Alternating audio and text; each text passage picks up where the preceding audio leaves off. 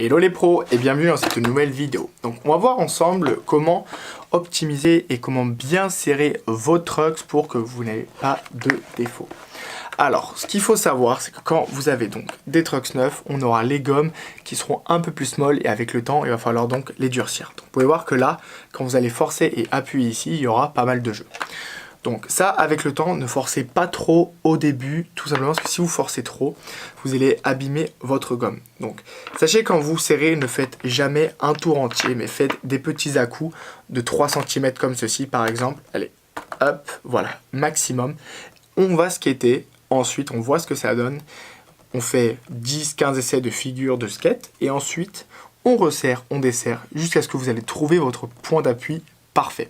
Donc ça, c'est vraiment comprendre à faire ça. Prenez vraiment, quand vous avez les trucks neufs, un bon 20 minutes minimum pour comprendre ça, comment bien adapter ces trucks, parce que vous allez casser votre gomme si vous serrez trop fort dès le début, parce que les gommes ne sont pas faites pour être serrées trop fort dès le début. Donc ça, c'est important de le savoir. Donc ça, c'est ce qui en est des gommes.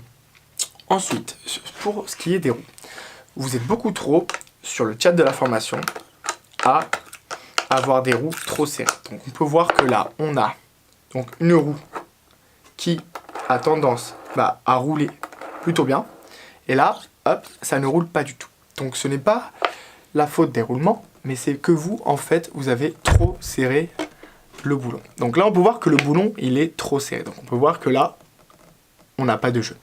Donc le serrage parfait c'est de laisser 2 mm de jeu tout simplement. Donc là on peut voir qu'on a 2 mm. Donc vous pouvez voir.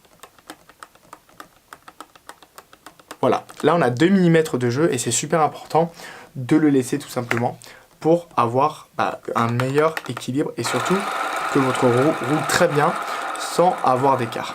Donc hop, là on peut voir que souvent vous allez entendre ce bruit. Alors c'est que soit votre roulement est très abîmé dû au temps, il va casser dans pas longtemps, ou tout simplement que c'est trop serré. Donc dans ce cas-là, c'est que c'est trop serré. Donc pareil, on ne va pas serrer ou desserrer trop fort. Alors on ne va pas desserrer trop fort pour le coup. Hop, on voit qu'il y a encore du jeu. On va se remettre un demi-tour. C'est un petit peu mieux, il y a encore du jeu. On va se mettre un petit demi-tour. Alors on peut voir qu'on a entendu un petit crac-crac. Ça s'est desserré, il y a un espace qui est entré en jeu. Donc là, ça arrive de plus en plus. Hop. Et là, on peut voir qu'on est arrivé pile au point qu'il faut.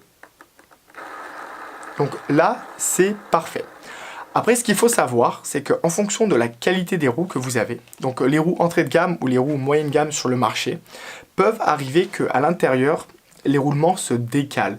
Donc là, on peut voir que, tout simplement, là, aujourd'hui, c'est parfait. L'écart, il est parfait. Il y a pile 2 mm, ça roule nickel.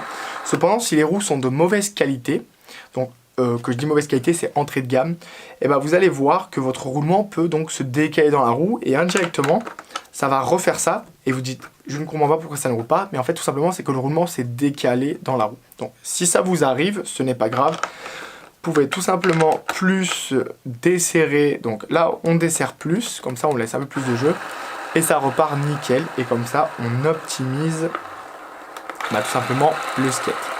Donc là on est sur un bon petit skate pro.